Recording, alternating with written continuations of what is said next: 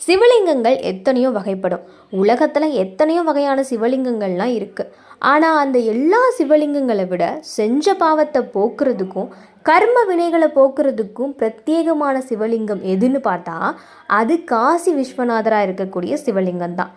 எப்படின்னா, காசி விஸ்வநாதர் சிவலிங்கத்தை நீங்கள் பார்த்து தெரிஞ்சுக்கணும்னா அந்த சிவலிங்கத்துக்கு மேலே ஒரு களையம்னு சொல்லக்கூடிய பானை அமைப்பான பாத்திரத்திலிருந்து ஒவ்வொரு சொட்டான தண்ணீர் சிவலிங்கத்துக்கு மேலே விழுந்துக்கிட்டே இருக்கும்.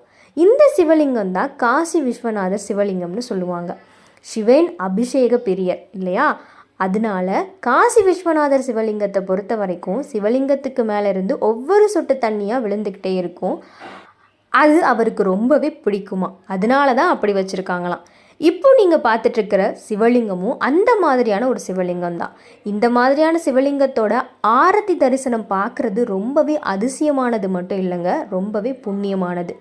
இந்த மாதிரியான வீடியோக்கள் உங்களுக்கு நிறைய பகிரணும், உங்களுக்கு பார்க்கணும் அப்படின்னா ஒரு லைக், கமெண்ட், ஷேர் பண்ணிடுங்க.